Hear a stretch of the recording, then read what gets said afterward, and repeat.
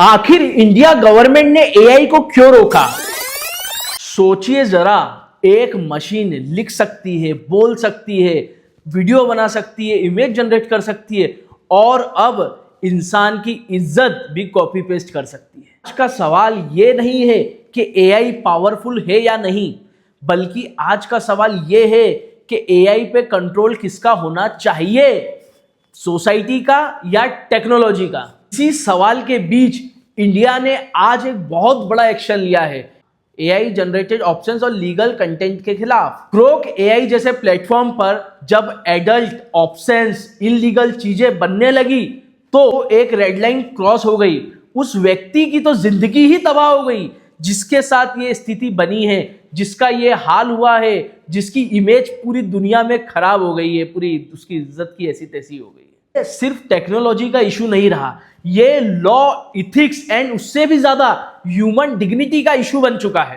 आज मैं आपसे एक सीधी बात पूछता हूं, अगर कोई व्यक्ति किसी की पर्सनल इमेजेस लेके, किसी का फेस लेकर एक न्यूड या एडल्ट कंटेंट बना दे तो इसे आप क्या बोलोगे? ये क्या क्रिएटिविटी है या क्राइम? अगर कोई एआई ऐप किसी का फेस, किसी की आवाज और किसी की पर्सनल चीजों का खुद से कुछ नया जनरेट कर दे, नई वीडियो बना दे, कुछ ऐसे फोटोज क्रिएट कर दे जो उसने कभी सोचे भी नहीं थे, तो इसे आप क्या बोलोगे? सच बोलता हूं, एआई ने क्रिएटिविटी को तो स्पीड दी है पर मोरालिटी को पीछे छोड़ दिया है, और जब मोरालिटी पीछे रह जाए तो लॉ एंड ऑर्डर्स को आगे आना ही पड़ेगा। कुछ लोग बोलते हैं इसमें क्या गलत है, एआई तो सिर्फ टूल है। तो मैं बोलता हूं गन भी तो सिर्फ टूल है, तो फिर लाइसेंस क्यों चाहिए? कार भी तो टूल है, फिर ट्रैफिक रूल्स क्यों होते हैं?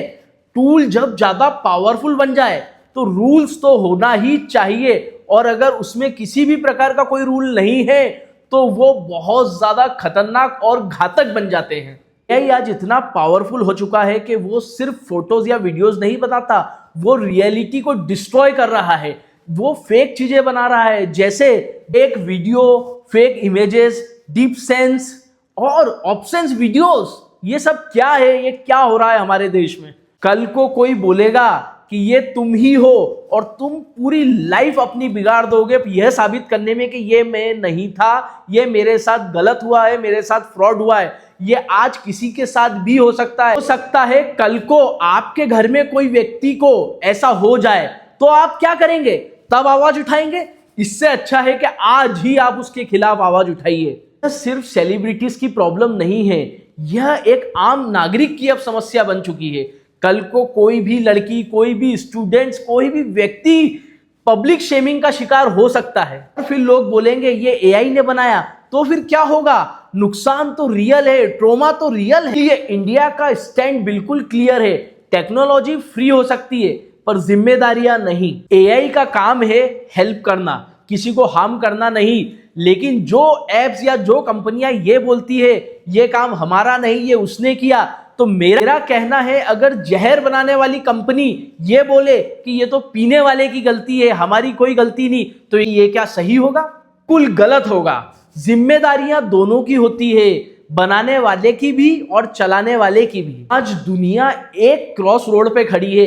एक तरफ है एआई का फ्यूचर, बहुत सारी क्रिएटिविटी, बहुत सारे इनोवेशंस, एक नई टेक्नोलॉजी, नया फ्यूचर। दूसरी तरफ है प्राइवेसी, कंसर्न और ह्यूमन डिग्निटी। और हमने आज इसके खिलाफ एक्शन नहीं लिया तो हम कल रिग्रेट करेंगे और बोलेंगे हमें तभी इसके खिलाफ एक्शन लेना चाहिए था। इंडिया ने इसीलिए ग्रोक जैसे प्लेटफॉर्म को प्रेशर बनाया, वार्निंग दी, क्योंकि यह सिर्फ एक ऐप का केस नहीं है, यह एक सिग्नल है। सॉल्यूशन वेलकम है पर किसी इंसान की कीमत पे नहीं। एआई के खिलाफ नहीं हूं, मैं सिर्फ इतना कहना चाहता हूं कि जहां कंसर्न नहीं वहां क्रिएटिविटी भी नहीं चलेगी। हमें नहीं चाहिए ऐसी क्रिएटिविटी। एआई का फ्यूचर ब्राइट है पर तभी जब उसके साथ इथिक्स और अकाउंटेबिलिटी हो, वरना एआई दुनिया को आगे नहीं ले जाएगा, वो इंसान को ही पीछे छोड़ देगा, इंसान की लाइफ ही खत्म कर देगा। याद रखना, टेक्नोलॉजी को पावरफुल बनना चाहिए पर उससे भी ज्यादा पावरफुल हमारी वैल्यू होनी चाहिए। और हमने एआई को आज कंट्रोल नहीं किया तो कल एआई हमको कंट्रोल करेगा और कोई जनरेट बटन को बंद भी नहीं कर पाएगा।